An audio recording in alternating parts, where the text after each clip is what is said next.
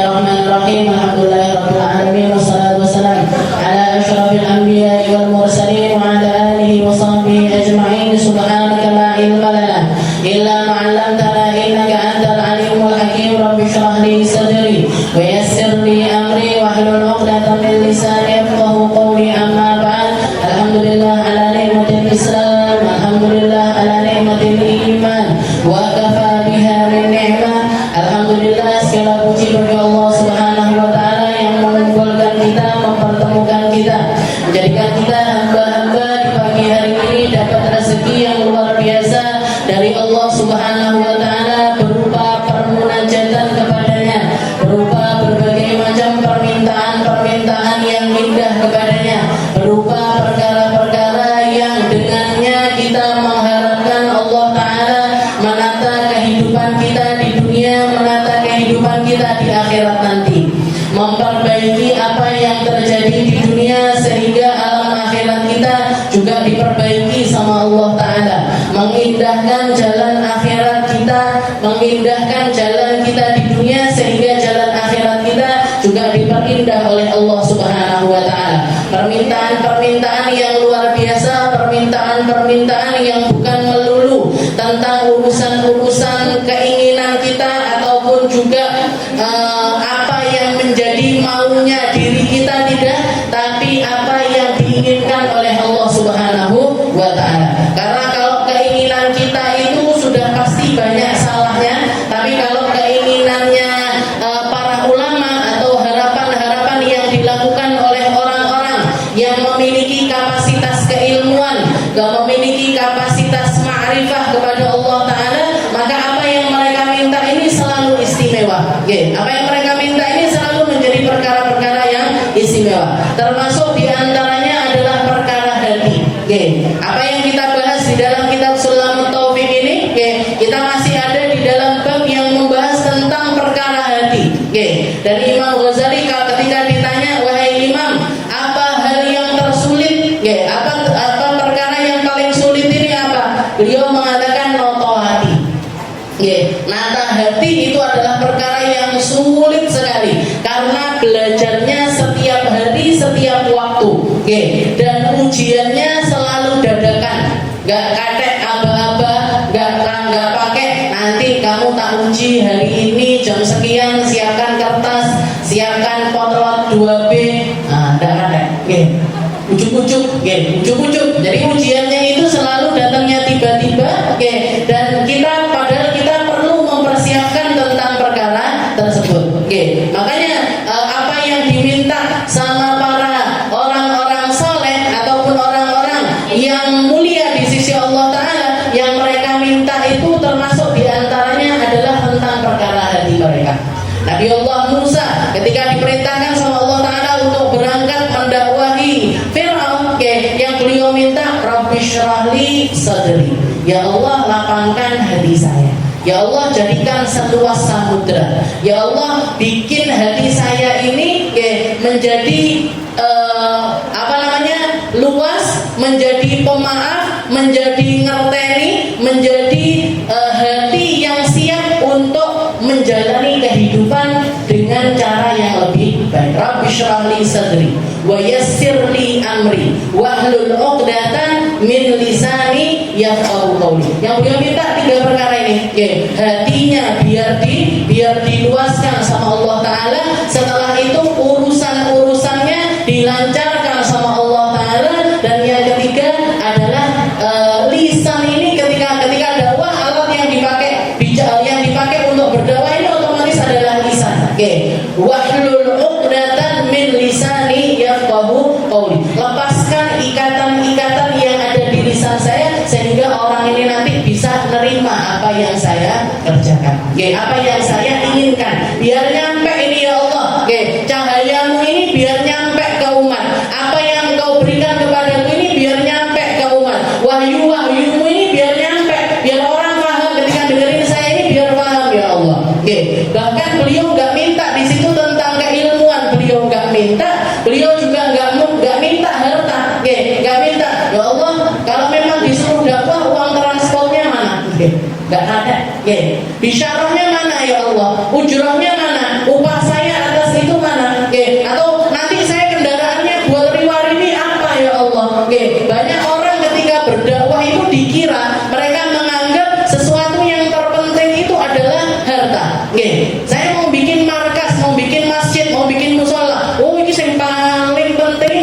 sumbangan ini. Yang paling penting ini open donasi ini. Dikira yang paling penting itu adalah harta. Bikin masjid, oh ini harus minta sumbangan sama sini, sama sini, sama sini. Kita mau bikin gelaran maulid, oh paling penting ini donatur ini. Oh kalau majelis yang paling penting kotak saya mubeng. Padahal yang paling penting bukan itu. Tapi Rabbi syrahli sadri. Kita minta sama Allah Ta'ala hati kita diluaskan. Yang ngomong diluaskan hatinya, yang dengar juga diluaskan hatinya. Karena ketika seseorang itu sama-sama luas hatinya, apa yang dikarepne sama Allah Ta'ala itu nyampe, Bu. Cahayanya Allah Ta'ala itu nyampe. Jenengan pengen jadi orang sabar, jenengan belajar tentang sabar, jenengan belajar biar enggak ria, jenengan belajar biar enggak sombong, jenengan belajar biar enggak ujub, jenengan belajar tentang segala macam penyakit hati. Sini semuanya hanya sekedar pengetahuan. Kalau kita nerimanya pakai akal, itu hanya akan jadi pengetahuan. Tapi kalau kita nerimanya pakai hati, itu akan jadi ilmu kehidupan. Ini kita belajar tentang apa yang diajarkan sama para ulama. Penerimaannya tentang hati, bukan tentang otak. Jadi otak ini untuk memahami. Oh ustazah karpe iki, oh ustazah maunya begini, oh ustazah ngajarkan tentang hal ini. Ini cuma buat merespon aja. Tapi untuk bisa mempraktekannya di dunia nyata, ini kaitannya tentang hati. Rabbi syrahli sadri. Rabbi syrahli sadri. Ya Allah, jadikan saya ini orang-orang yang ketika ngaji hatinya Engkau luaskan ya Allah.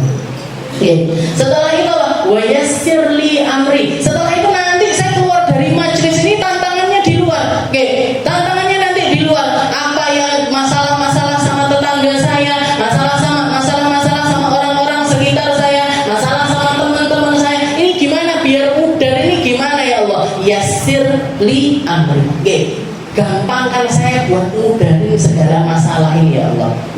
Masalah sama suami, masalah sama anak, masalah sama mertua, masalah sama mantu. Apa betul? Masalah apa betul nih? Jangan mulai kan masalahnya akeh banget. Yang mantu nggak cocok sama mertua, mertua nggak cocok sama mantunya.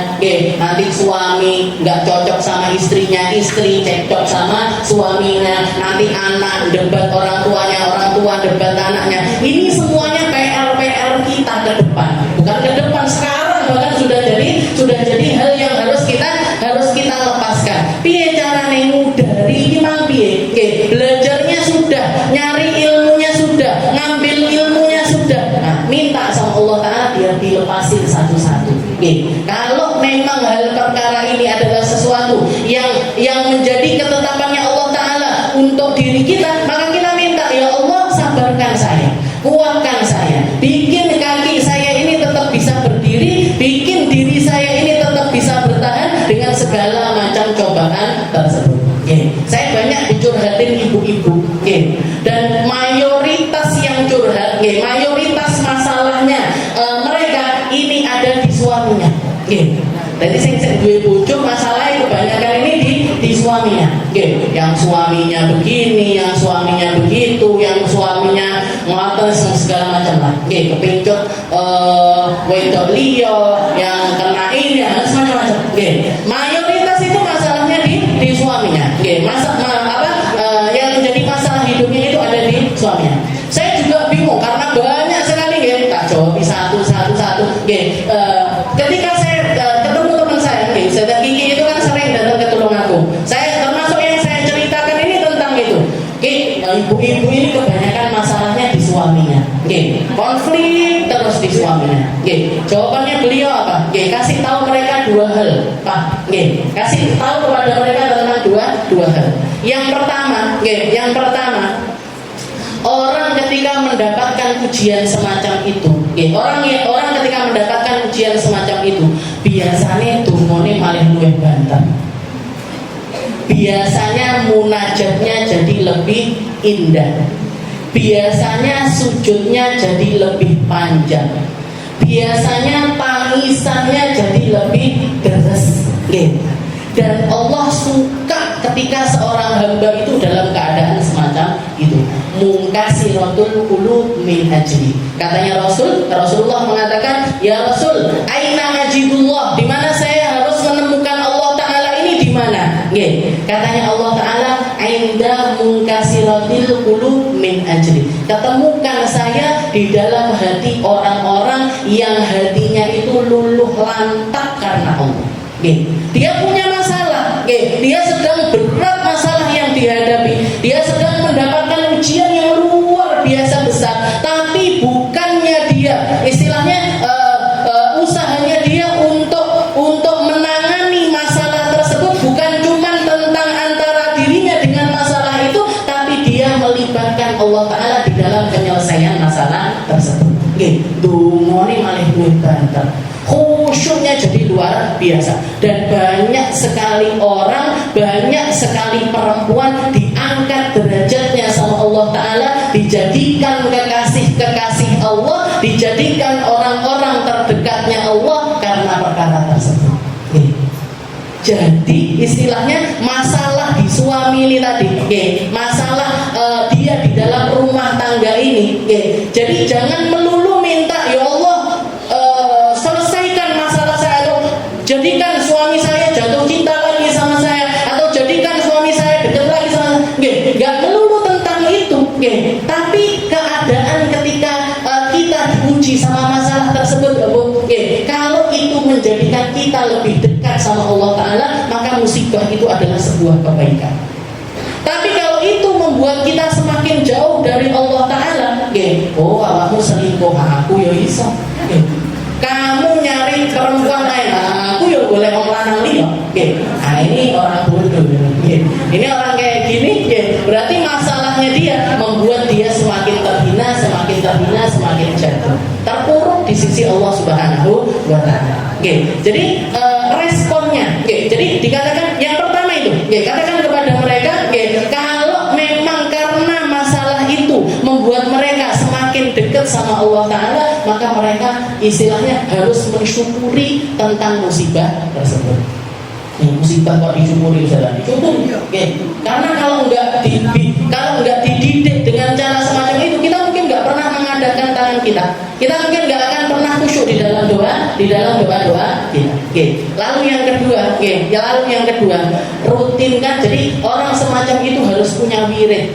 Orang semacam itu harus punya sesuatu yang diistiqomai, sesuatu yang diistiqomai. Yang paling gampang, yang paling simpel untuk orang awam, paling gampang, yang paling simpel untuk orang awam, bacakan Fatihah terkhusus untuk suaminya setiap kali selesai sholat.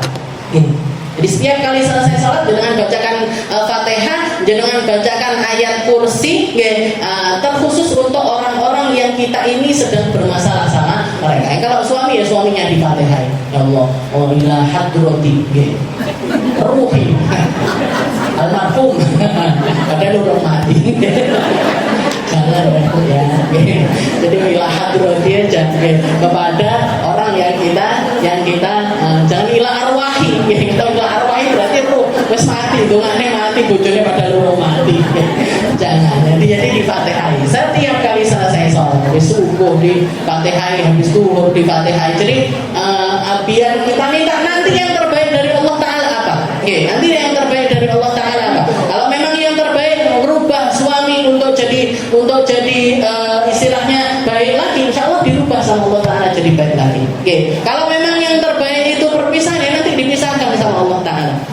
Kalau memang yang terbaik ini menjauh, ya dijauhkan dulu nanti sama Allah Ta'ala. Jadi nanti gimana caranya Allah Ta'ala di dalam menyelesaikan perkara tersebut.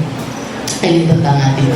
Jadi Nabi Musa itu mintanya seperti Rabbi shrah li sadri wa yassir li amri wahlul 'uqdatam min lisani yafqahu qawli. Karena hidup itu semakin umur semakin berat. Semakin jenengan bertambah usianya, masalahnya biasanya tambah banyak. Maka ketika kita mengandalkan diri kita sendiri, kita nggak akan pernah kuat. Kalau kita ngandelin diri kita sendiri, kita nggak akan pernah kuat. Maka kita perlu dikuatkan sama Allah Ta'ala, perlu diluaskan sama Allah Ta'ala, perlu ditenangkan sama Allah Subhanahu semuanya ada di dalam. Kita masuk di dalam pembahasan kita di dalam kitab Sulamut Taufiq ila man qala al-muallif rahimahullah taala wa nafa'ana bi ulumihi fid dharain amin wa takabbur ala ibadillah wa huwa raddul haqq wa istiqarun nas wa ru'yatu annahu khairun min katsirin min khalqillah taala wal hibbu wa huwa idmarul adawah idza amila bi muqtada wa lam yakrahu. Jadi kalau di pertemuan kita yang lalu sebelum Ramadan, sebelum Ramadan terakhir kita membahas tentang kitab Sulamut Taufiq ini tentang takabur, tentang sifat kibir, tentang sifat sombong, dan itu salah satu dari penyakit hati yang paling parah. Kalau dibandingkan sama penyakit fisik, mungkin bisa dikatakan sombong itu kankernya hati.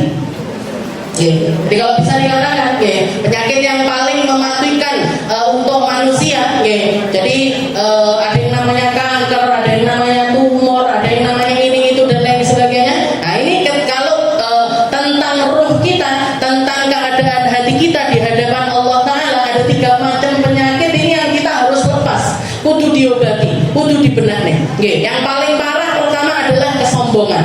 Yang pertama adalah kesombongan. Yang kedua adalah riya. Yang kedua adalah riya. Dan yang ketiga nanti akan kita bahas yang namanya hasud.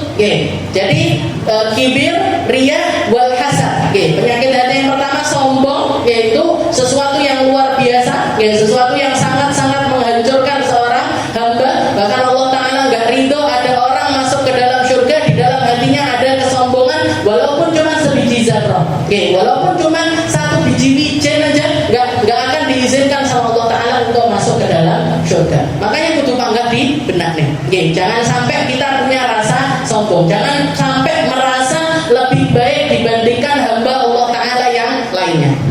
Dan para ulama mengatakan orang yang sombong itu dalalatun alal jahli. Itu nunjukkan kalau dia ini orang yang bodoh. Orang yang sombong itu sebenarnya dia ini orang yang bodoh dan gak ngerti kalau dirinya ini bodoh, sehingga dia tetap ada di dalam kubangan kebodohan tersebut, gak bisa keluar. Jadi orang sombong ini karena bodoh atas apa? Bodoh atas dirinya sendiri. Nggak paham karo awake dhewe. Kamu ini siapa? Kamu ini cuma seorang hamba yang lahir dari setetes mani yang menjijikan dan akan berubah menjadi jiwa, berubah menjadi bangkai yang baunya sangat-sangat busuk sepanjang hidup yang dibawa tong sampah paling bau. Masa usaha paling bau? Jangan jajal ya. Jangan jajal aja. Yang keluar dari tong itu apa aja? Gak ada yang baunya wangi, itu gak ada. Mau bentuknya cair kah, mau bentuknya padat kah, mau bentuknya gas, kabeh ini gak enak. Ini menunjukkan kalau yang di dalam ini baunya luar biasa gak enak. Maka ketika seseorang sombong, oh aku kan duit, oh aku kan cantik, oh saya kan berilmu, oh saya kan ibadahnya banyak, oh saya kan ngajinya bagus, oh saya kan ngerti tentang firman-firmannya Allah Ta'ala. Nah ini orang ini berarti apa? Dia itu sedang dibodoh-bodohi dengan apa yang menjadi karunia-Nya Allah Subhanahu wa Ta'ala. Yang harusnya dia syukuri malah justru membuat dia menjadi sombong terhadap hamba. Nah, ini harus diobati. Makanya ada salah seorang ulama, Habib Abu Bakar bin Abdullah Al-Idrus, itu ketika beliau pulang dari ngaji, selesai mondoknya istilahnya, selesai dari pesantrennya, beliau pulang ke rumahnya, abahnya udah nunggu di depan pintu. Abahnya beliau namanya Habib Abdullah Al-Idrus ini, beliau nunggu di depan pintu. Habib Abdullah Al-Idrus Al-Akbar julukannya. Jadi beliau nunggu anaknya, putranya ini pulang dari pesantren. Ditunggu di depan rumah. Setelah itu abahnya bilang gini, nah kamu gak saya izinkan masuk rumah, kamu gak saya izinkan balik dari pondok, pulang ke rumah, kecuali sampai kamu menemukan satu makhluknya Allah Ta'ala yang lebih rendah daripada kamu.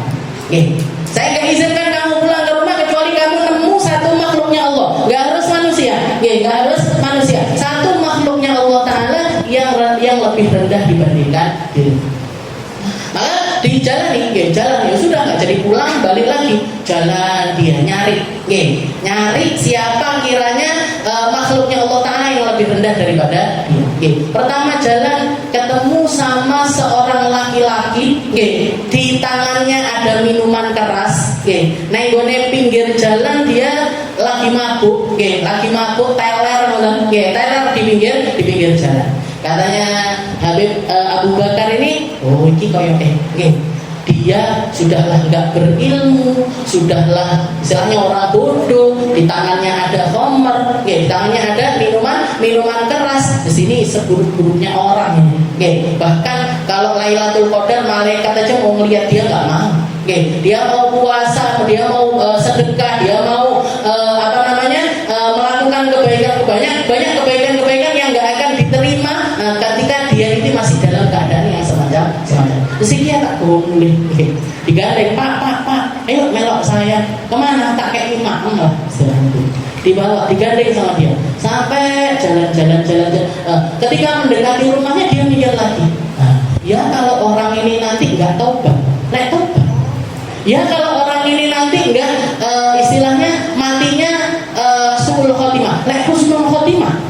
Sedangkan saya sendiri walaupun dengan keilmuan saya mungkin bisa husnul khotimah, mungkin enggak, mungkin diampuni sama Allah Ta'ala, mungkin enggak, mungkin diterima apa yang saya persembahkan, mungkin juga enggak.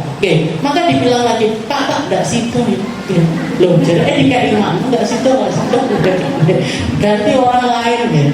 Keliru lagi beliau, pergi lagi, di pinggir jalan lagi ketemu lagi sama perempuan pezina yang menjajakan dirinya, pelacur lah istilahnya, pakai pakaian ini itu, mbak, yuk ikut saya, nggak digandeng tapi yang ini bu, nggak digandeng. Nah, bu, kenapa? Abah saya mau ngasih makan kamu. Ini kayaknya seburuk-buruk orang ini. Istilahnya nggak ada harga dirinya sama sekali. Dan untuk aurat bahkan menjajakan dirinya. Di tengah jalan kepikiran hal yang sama. Ya, mbak ini nggak tobat. Bukankah Allah Taala bahkan mengampuni seorang pelacur yang melepaskan sandalnya untuk ngasih minum anjing yang lagi kehausan? Bukankah Allah Taala memperlakukan hambanya semacam itu? Balik lagi, mbak dari situ yo, koyoknya batal, abahku, pilih toh, akhirnya pergi lagi, jalan lagi, ketemu seekor anjing urus kering kudisan, anjing itu kan sudah najisnya mughaladzah. Ini masih ada kudis di seluruh badannya anjing tersebut. Mesti kayak tak boleh. Kayaknya nggak ada yang lebih buruk dari dia. Setelah ketika mau dibawa pulang mikir lagi.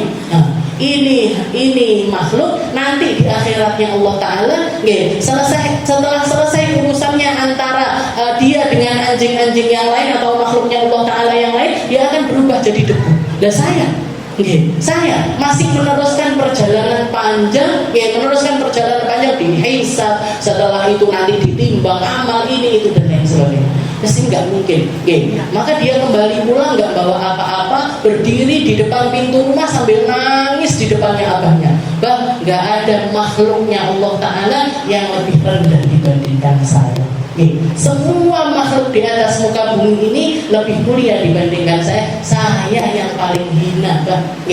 Setelah itu ketika abahnya dengar semacam itu, berani lulus ujian kamu. Lulus ujian kamu, ilmu yang kamu dapatkan sudah siap untuk kamu sebarkan kepada orang lain. Ini orang bumi itu ujiannya semacam itu. Jadi bapak-bapaknya, orang tuanya, pendidikannya, ketika anaknya pulang nggak mek ditekoki, gimana yang sekolah mangane opo? Walaupun itu juga termasuk kewajibannya orang tua. Jajannya apa aja di sekolahan, dikasih makan apa aja di sekolahan, ketemu sama siapa aja, kamu beli apa aja, itu harus jangan tanyakan. Tapi bukan tentang makanannya, tapi sebagai bentuk perhatiannya orang tua kepada anaknya tentang apa yang masuk ke dalam perutnya. Kalau sampai ada yang syubhat atau ada yang nggak benar dimakan sama anak kita, nah ini berpotensi dia makan sesuatu yang haram. Jadi bukan tentang makanannya, tapi tentang ini yang masuk, ini memastikan yang masuk ke perutnya itu sesuatu yang halal. Tapi selain itu, selain tentang hal-hal semacam itu, yang harus kita perhatikan ini juga anakku ya punya potensi potensi jadi orang sombong apa enggak? Punya potensi kebencian sama orang apa enggak? Pendendam apa enggak anak saya? Punya penyakit hati apa enggak dia? Kalau punya dan jenengan sadar tentang hal tersebut, kudu dididik, kudu dibenakne, kudu dituturi, harus berlahan-lahan kita sadarkan mereka bahwasanya apa yang terjadi pada hati mereka ini adalah sesuatu yang salah. Karena apa? Karena kalau mereka mati di akhirat bawa rasa yang semacam itu, gak dapat ampunannya Allah. Al-kibir, ar-riya. Yang kedua adalah riya. Para ulama mengatakan kalau orang punya riya, itu berarti dia istihanatul qalb bi'azamatillah. Dia sedang merendahkan pemberiannya Allah Ta'ala karena dia memilih berpaling kepada selain Allah. Salat ben didelok wong, sedekah ben didelok wong, ibadah biar dilihat orang. Ngajar nyari yang dicari adalah popularitas, yang dicari adalah terkenal. Sing liyane iki enggak oleh ngomong. Sing oleh ngomong nek aku tok misalkan. Ini saya ini, tapi piye, saya ngaji saya, saya liyane ndak boleh ngomong, saya ngomong cuma boleh saya. Ini kalau di majelis ya nggak apa-apa gitu, saya minta izin. Jadi tapi di luaran atau di sesuatu yang lain, kita juga ngomong iya tapi dengerin orang juga iya. Jadi belajar untuk ngerteni orang lain, belajar untuk mendengarkan orang lain. Karena ketika yang masuk di dalam hati kita ini adalah penyakit riya, yang masuk ke dalam hati kita ini adalah penyakit riya, berarti kita sedang meremehkan apa yang diberikan sama Allah Ta'ala kepada diri kita karena kita nyari perhatiannya manusia. Kalau yang dikisahkan sama Nabi Muhammad itu 3 golongan manusia ini. Nanti yang bakalan masuk neraka pertama kali ini 3 golongan. Orang yang dikasih ilmu sama Allah Ta'ala, orang yang dikasih harta sama Allah Ta'ala, orang yang dikasih Al-Quran sama Allah Ta'ala. Para ahli Quran, para ulama, dan juga orang kaya-kaya. Yang merasa jadi 3 golongan ini kudu hati-hati. Sing sugih, yang punya Al-Quran, yang punya ilmu, yang punya ilmu. Karena mereka ini nanti yang akan disidang sama Allah Ta'ala pertama kali. Min qabli ubadil wathan. Karena di dalam qasidah Zubat, mereka ini disidang bahkan sebelum para penyembah berhala. Ulama pertama datang sama dihadapkan sama Allah Ta'ala. Ditanya sama Allah, kamu nyari ilmu karena apa? Karenamu ya Allah. Kamu ngajarkan ilmu untuk siapa? Karenamu ya Allah. Kamu pergi ke satu tempat ke tempat yang lainnya untuk memberikan ilmumu itu tentang apa? Tentangmu ya Allah. Ilmu ini darimu, saya ngajarkan karenamu, dan saya mendakwahkannya juga di atas jalanmu ya Allah. Allah Ta'ala mengatakan benar. Ilmumu dari aku ini benar. Kamu dapat itu semua dari aku itu adalah sesuatu yang benar, tapi kamu memberikannya kepada orang lain karena aku itu adalah sesuatu yang salah. Masa ya? Kenapa kok seperti itu ya Allah? Bukankah kamu datang, kamu ngajarkan orang sing mau boleh ikan amplop? Lah amplopnya gede diparani. Lah nggak enak amplop nggak diparani. Atau kalau nggak gitu dibanding neng kono sak mene neng kene wis teko neng kono ae lah. Kalau datang 2 undangan berbarengan, dapat 2 undangan berbarengan, sing siji titen, oh iki amplopnya gede, oh sing iki amplopnya cilik. Sing ditekani sing amplopnya gede. Nah, berarti apa? Datang karena uang, datang karena popularitas. Neng kono majelis kono sing teko akeh, ngene titik gak usah ditekani ae lah. Oh neng kono orangnya kutuk-kutuk, sing neng kene wonge angel dedel-dedel, gak usah ditekani sing dedel-dedel. Pilah-pilih jamaah, pilah-pilih jamaah dan lain sebagainya. Allah dicecer sama Allah Ta'ala macam-macam. Kamu nyari harta, kamu nyari popularitas, kamu minta dipanggil ustazah dan kamu sudah mendapatkan itu. Kamu minta harta, pujian dan kamu sudah mendapatkan pujian itu. Kamu minta disanjung-sanjung dan kamu sudah dapat sanjungan itu. Kamu nyari harta dan kamu sudah dapat harta itu. Maka sekarang jangan minta apa-apa lagi dari saya, karena neraka lebih cocok buat kamu. Masuk dulu ulama itu itu masuk ke dalam neraka. Makanya salah satu hal yang jenengan wajib ada listnya di dalam doanya jenengan itu mendoakan para ulama. Ya Allah jaga ulama saya, ya Allah ikhlaskan ulama saya, ya Allah kiai-kiai saya, ustadzah-ustadzah saya, ustadz-ustadz saya, guru-guru saya, jadikan mereka minal mukhlisin, jadikan mereka orang-orang yang tulus, jadikan mereka orang-orang yang ikhlas. Kenapa? Kesian nggak ikhlas jadi yang pertama kali masuk ke dalam neraka. Dan itu dikatakan ketika mereka masuk ke dalam neraka, itu apinya neraka itu membumbung tinggi sampai dilihat sama semua yang ada di mahsyar. Karena saking banternya. Berarti apa? Saking banternya, saking akeh ulama yang modelnya semacam ini. Nyari popularitas dan lain sebagainya. Setelah itu yang kedua, yang disidang juga sama Allah Ta'ala para ahlul mal, orang-orang yang punya duit, orang-orang yang berharta, mereka orang punya duit dan selama hidupnya mereka menjadikan hartanya ini di jalannya Allah, dipakai bangun masjid, dipakai bangun musola, dipakai bangun pesantren, dipakai untuk mendukung kegiatan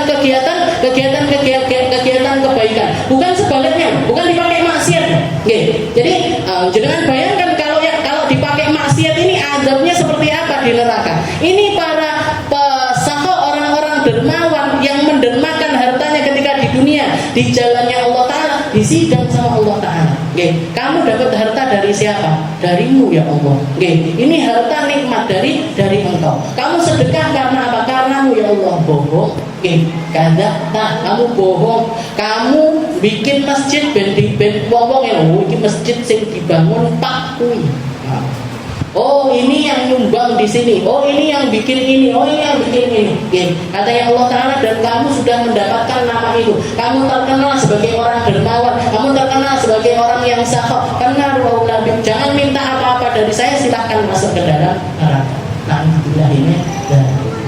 Jadi yang kedua yang perlu jenengan doakan para sakho, orang-orang dermawan itu, ya Allah ngesahne wis salah kerja angel, sedekah yo angel, kok sik mlebu neraka ya Allah. Doakan mereka. Dan yang ketiga para ahlul Quran, orang-orang yang fi jawfil Quran, yang di dalam dirinya ada Al-Quran, para penghafal Al-Quran, para guru-guru Al-Quran. Ini kalau nggak tulus niatnya, kalau nggak benar niatnya, kalau nggak benar niatnya diperlakukan sama Allah Ta'ala semacam dua orang sebelumnya. Alhamdulillah ini. Dan jadi riya. Kenapa? Karena dia istihanah, karena dia menghinakan pemberiannya Allah Ta'ala, menghinakan apa yang Allah Ta'ala berikan kepada hamba tersebut. Nganggap malah justru yang dicari apa yang ada di manusia. Kamu dikasih ilmu, yang ngasih ilmu ini aku, yang nakdirkan kamu masuk pesantren itu aku, yang nakdirkan kamu ketemu sama ulama-ulama itu aku, yang ngasih kesempatan, ngasih kamu sehat, ngasih kamu paham, nyerdaskan kamu, mudahkan kamu di dalam hafalan dan lain sebagainya, itu aku Allah Ta'ala. Lah kok kamu setelah dapat itu semuanya justru malah nyari apa yang ada di dalam diri manusia? Nggak salah modelmu semacam itu nggak salah. Kamu ibadah, yang menguatkan kamu ibadah aku, yang ngasih kamu hidayah di dalam peribadatan itu aku, yang memahamkan kamu tentang nikmatnya ibadah itu juga aku. Lah kok kamu malah nyari apa? Ujiannya manusia, bukan ujian dari dirimu. Nggak salah. Jadi ketika orang riya, kenapa kok riya itu menjadi sesuatu yang bahaya? Karena dia menganggap hina apa yang menjadi pemberiannya Allah Ta'ala. Jadi dia sedang meremehkan apa yang menjadi kenikmatan Allah Ta'ala pada diri hamba tersebut. Makanya bahaya. Dan yang ketiga adalah hasud. Dan yang ketiga ini adalah sesuatu yang sama, bodoh bahayanya. Nah ini malah justru dikatakan hasud itu apa sih? Hasud itu mu'adatu lillahi dohiro. Jadi kalau orang hasud itu dia sedang terang-terangan memusuhi Allah. Dia sedang terang-terangan meremehkan Allah Ta'ala. Kenapa? Karena hasud ini datang dari rasa benci yang ada di dalam diri seseorang karena menganggap Allah Ta'ala itu salah di dalam menakdirkan sesuatu. enek tanggane tuku mobil. Ya Allah, kok dhek sing tuku mobil ya Allah. Wayahe kan aku. Ya Allah, kok orang itu yang bangun rumah, kok bukan saya? Oke, ini kalau tentang harta. Oke, kalau tentang dagangan, oke, jenengan buka misalkan dodolan pecel, tiba-tiba tanggane ya dodolan pecel, luwih laris bisa. Oke. Jadi tetangganya jenengan jualan pecel, sebelahnya jualan pecel juga, dan ternyata jualannya dia lebih laris dibandingkan kita. Loh, Gusti, salah jenengan. Ngasih pelanggan kok ke dia, harusnya ke saya, kan saya duluan yang buka, kan saya duluan yang bikin ini, kan saya duluan, kok dia ya Allah. Berarti apa? Kita menganggap kalau Allah Ta'ala itu salah. Salah nakarkan sesuatu, salah menakdirkan sesuatu, salah menempatkan sesuatu. Kita ini siapa kok nyalah-nyalahin Allah? Jadi hasad itu datangnya dari rasa semacam itu. Ya Allah kok dia? Ya Allah kok ngono? Ya Allah salah ini salah. Salah kabeh, sing bener piye? Sing bener kabeh harusnya di aku ya Allah. Harta kasihkan aku, ilmu kasihkan aku, popularitas kasihkan aku, kecantikan kasihkan aku. Kasihkan aku semuanya. Jadi anda enggak usah digawe kabeh. Ya, angel. Orang semacam ini kan ribut dengan dirinya sendiri. Ribut dengan dirinya sendiri sehingga yang keluar dari dirinya ini semuanya sampah.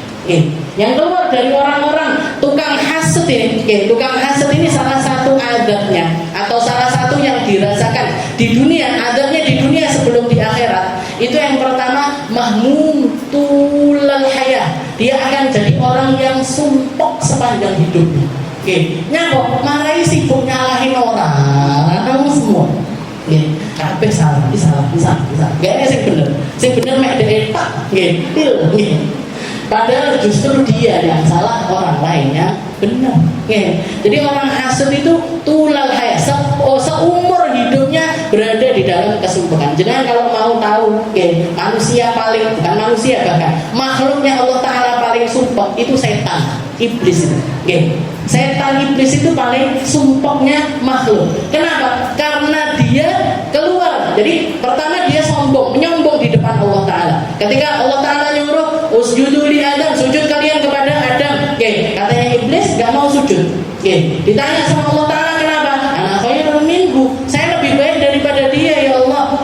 Khalaqtani min nar wa khalaqtahu min tin. Saya kan dari api, dia dari tanah. Jadi nyalahkan Allah. Nyalahkan Allah Ta'ala. Kenapa kok yang dicipta dari tanah malah justru disujuti sama makhluknya yang diciptakan dari api, yang diciptakan dari cahaya? Enggak terima. Pertama yang keluar sombong. Setelah sombong diiringi juga sama hasud. Setelah hasud ini, bukannya dia malah bertaubat minta ampun. Nabi Adam itu juga salah, Bu.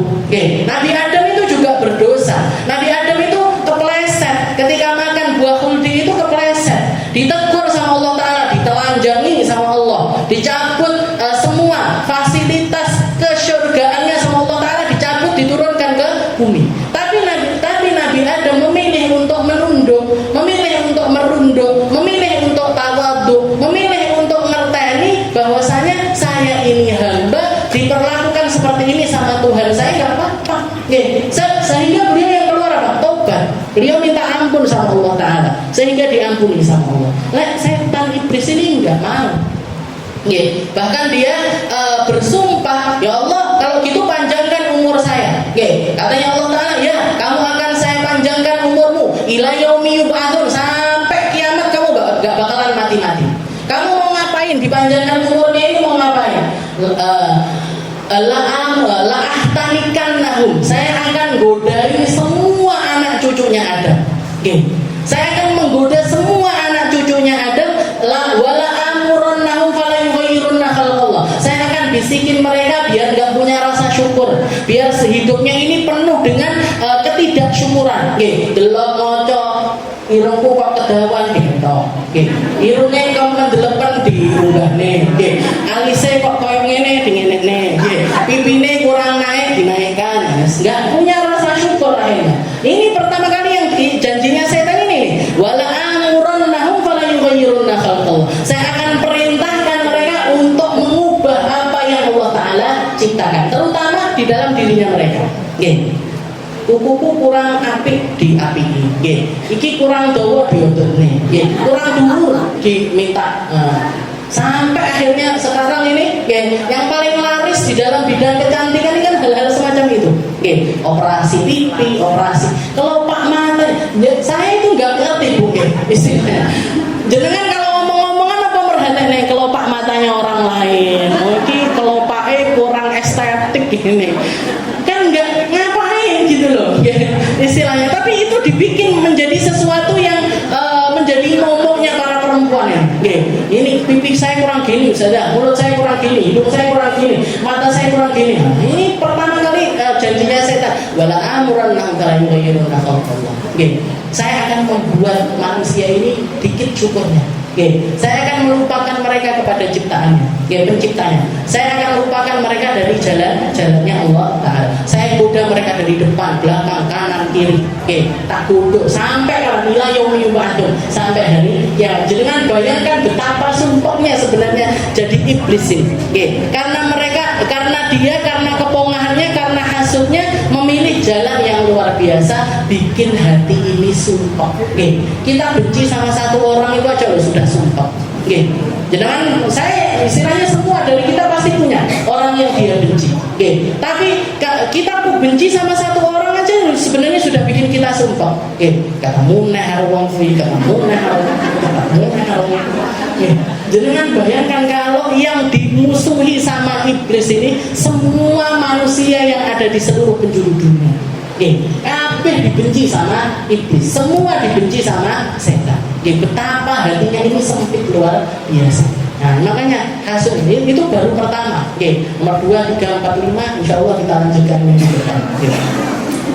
Tentang hikit dan juga hasil. Nas'alullah as-salamah. Kita minta sama Allah Ta'ala diselamatkan dari rasa-rasa yang enggak benar, dari perkara-perkara yang enggak benar, dari hal-hal yang enggak benar yang akan membuat hati kita ini sempit, yang akan membuat perjalanan kita menuju Allah Ta'ala ini menjadi sulit, yang akan mempersulit kehidupan akhirat kita, yang akan mempersulit ketika kita ditanya sama Allah Ta'ala timbangan amal kita dan lain sebagainya. Semuanya menjadi sesuatu yang sulit ketika hal-hal semacam ini kita taruh di dalam hati kita. Mungkin kita, orang tua kita, anak cucu kita dijaga sama Allah Ta'ala dari segala keburukan, dijaga sama Allah Ta'ala dari segala mara bahaya, dijaga sama Allah Ta'ala dari hal-hal yang akan memperburuk alam akhirat mereka. Dan mungkin kita semua yang hadir di sini dan semua orang yang mendengarkan dan semua orang yang memiliki hubungan dengan kita minal maghfurin, termasuk di dalam golongan orang-orang yang diampuni sama Allah Ta'ala, diterima pertaubatannya, diterima segala doa-doanya, diterima segala amal kebaikannya, diterima hal-hal yang dia persembahkan kepada Allah Subhanahu wa Ta'ala. Dan mungkin Allah Ta'ala menjadikan ilmu kita ini sebagai cahaya hidup kita yang akan menerangi hati kita, menerangi langkah kita, menerangi rumah tangga kita, menerangi segala hal yang ada di dalam kehidupan kita, sehingga alam akhirat kita juga akan diterangi sama Allah Ta'ala. Ala hadhihi niyah wa ala kulli niyatin salihah wa ila hadratin Nabi Muhammad sallallahu alaihi